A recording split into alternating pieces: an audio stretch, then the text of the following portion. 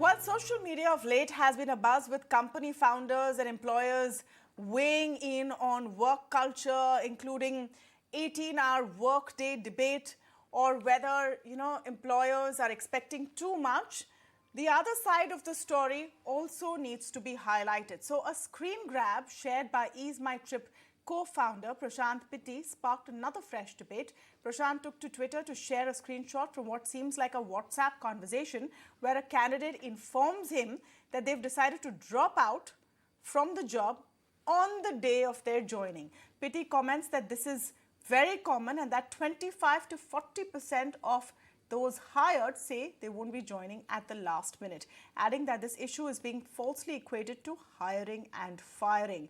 Now, what is the real story and why is there so much, kind of fight right now in the workplace on very different expectations from the side of the management and employees? To speak on some of these interesting issues, I'm joined today exclusively by Prashant Pitti, co-founder of Ease My Trip. Sumit Sabharwal, a CEO of Teamlease HR Tech, also joins us on the show. Welcome to both of you and thank you for speaking with us on the India development debate. Prashant, let me get your take on what exactly happened. What are the details you can fill in on this incident which caused you so much grief that you had to speak about it publicly? Well, firstly, Tamanna, thank you for having me on the show. Well, this case in point was basically for a VP position who basically would have left to join and become a CXO position. And for a month, I was nurturing this person personally. So on the date of joining, when I came to office hoping to see them, I got this shocker message. And then I felt like I'm back to square one. It has happened a couple of times before, but not exactly on the date of joining. So then I went back to the HR department of our organization and I asked them that how often do we see this, that the employee has accepted the offer letter, has confirmed that they are going to be joining, but they do not join and inform us in the very last minute. And I was surprised to find out that it actually happens 42% of the time. And that is when I actually took on the Twitter and I thought that I would share this information with people to see what do they think about it. And I'm glad that, the kind of support we have gotten from the startup community, from the hiring managers, to say that this is actually very, very prevalent all across. And I'm just glad that, with this debate, which is happening right now on this topic, I'm at least able to raise awareness on what all employers also go through while hiring. So, Prashant, are you trying to balance out the debate? Is that the thing? Because there's a lot of flack against founders right now who expect people to work long hours. There was another post which got a lot of attention where startup founder talked about the hoops he put people through for interviews to make sure that, they are enough of the right kind of employee they need. So are you just trying to balance out the debate by saying that, there are bad employees out there as well? No, I'm not batting for any side and anybody. I genuinely shared in the moment of the time when I felt really irked. I genuinely shared. And to be honest, I never expected this to become a national news. And for me, it was just a medium to share that, hey, there is this huge, broken system in which companies end up spending months of their time and end up feeling a bit hurt around it. And that's how I shared. And for me, it's not trying to balance out anything. Yeah, the number actually was alarming. Sumit, 20 to 40% of new joinees not turning up. I mean, how does a company plan anything? And what do you see as the reason for this? Is that there is so much competition for talent right now? Certainly. So, Tamanna, the competition for the right talent for the right seats has always been there. What has changed is the kind of expectations of the candidates. And to let you know, the hiring process goes from 30 days to 45 days in a normal hiring process. And various stages start from there are 5 to 6 stages. Now, starting from the sourcing to screening to interviews to offer and to the onboarding. And practically, like what Prashant mentioned, is a broken system. So today we've got, technologies coming in from HR tech, which can be a touch point to the candidate's journey, right from the sourcing to the onboarding, which is otherwise humanly impossible.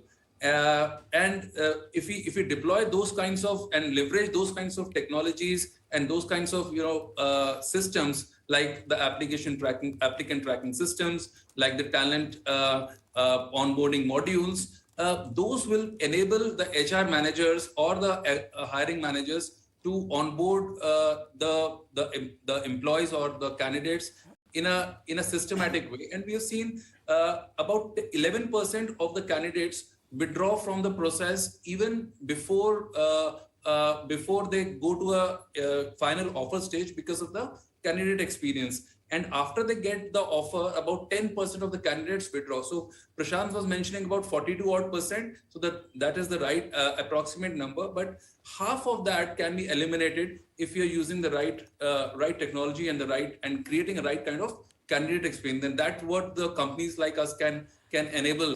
My point, Prashant, when I was looking at your post and some of the reactions, and I'm hearing you as well right now, isn't it better if candidates snap ties at the earliest if they have any kind of doubt in their mind? Why don't they also have a choice to choose whether to work somewhere or not? And if they think that this is not going to be a great experience for them, better that they don't get invested, don't let the company invest time in training them, and then, cut ties right at the outset. Wouldn't you see that as a positive instead? See, from the candidate side, I completely understand where they're coming from. And honestly speaking, if it were one of the case, it would be totally understandable. But for my suggestion to candidates who are appearing for interviews right now would be that only accept offer letter if they are sure of joining that organization. You can say that I want to withhold the offer letter which you have offered and reconsider, ask 1 week's time, 10 days time from the employer, so that employer also in the meantime does not disconnect with the other potential candidates, and especially for the senior level hiring. See, if you are hiring in mass, then it's okay. For, let's say you hire 120 people, you assume 100 are going to join, so it's fine. But when you're hiring, especially for the senior position, companies cannot hedge, and companies cannot offer 2 offer letters for 1 position, because that could go tremendously wrong, right? So companies can just not do that. And hence, at least for the senior positions where candidates understand that this is just 1 position or there are just a couple of positions, right. In that cases, I would want candidates to be a little bit sensitized. Obviously, and professional, especially at senior positions, you expect them to be professional. Nothing wrong with that.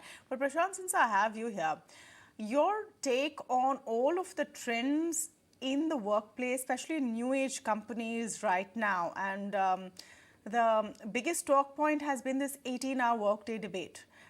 Though, of course, Shantanu, who put out that post, and I had him on the show a few weeks ago, clarified that he was saying that more as a hyperbole. The point was be very, very passionate, especially in your early years. But the debate that it led to showed a lot of people feel that companies have unrealistic expectations of how much time and effort they will put in, and especially freshers will put in for very low pay. What would you say to that, Prashant? See, I think it would not be fair to say that that's the expectations from all the startups, for whatever expectation the person you mentioned before probably has. At least in our organization, we have 8-hour work culture.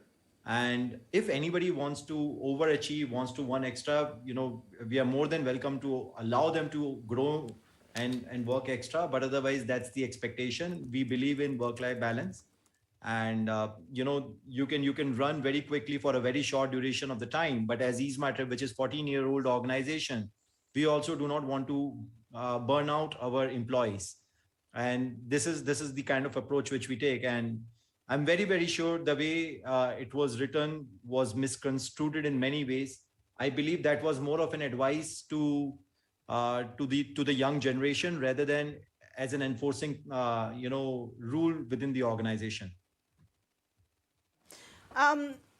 Sumit, just your point of view on how work culture has also changed with a lot of Gen Z coming into the workspace with a very different outlook on work-life balance. Do you think that they put those expectations out there upfront? I mean, of course, someone who is starting up a company or is a founder or a co-founder is invested in a very different way. But someone who's coming in for a job which pays them X amount for X amount of hours doesn't really want to push the envelope anymore. No, absolutely, and very clear. The expectations have to be shared with the aspirants of a particular job, and not only the technical or the functional evaluation or the fitment is to be done, Tamanna.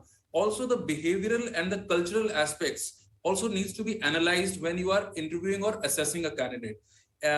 We've got, and again, I come back to the technology because we are into HR technology. We can also capture the facial expressions, the micro expressions of a candidate and ascertain to a certain degree whether whatever the candidate is speaking is really the right thing or he's just trying to get across the offer letter for that particular job. So technical, functional, behavioral, and the cultural fitment all has to come together to make a success, to make the right fitment between the right candidate and the right role. And believe me, if you get that kind of a right fitment, certainly not only will the candidate join, but also he'll be a great asset to the organization once he starts his journey with the company.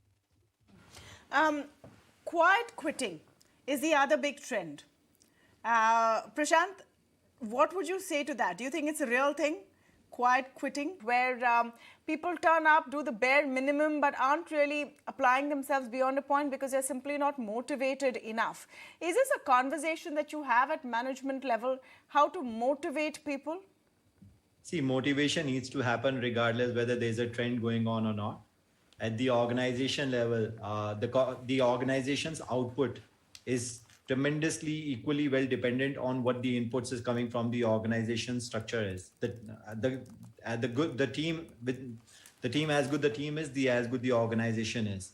So we really believe in continuously upgrading our staff with training and other methodologies and keeping them appraised with how the company is functioning. Thankfully, at EaseMyTrip, we have grown leaps and bounds. In the last 14 years, we grew bootstrap, whereby we never raised any investor money or any money from the bank, and to become the second largest travel portal in India. So our team is quite energized and motivated to make EaseMyTrip the #1 travel company in India, and we're looking forward to work along with them. So that's all I have to say on this topic.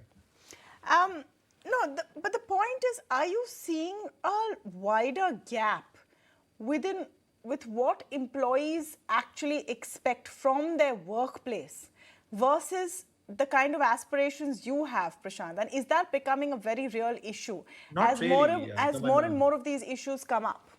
Not really, Tamanna.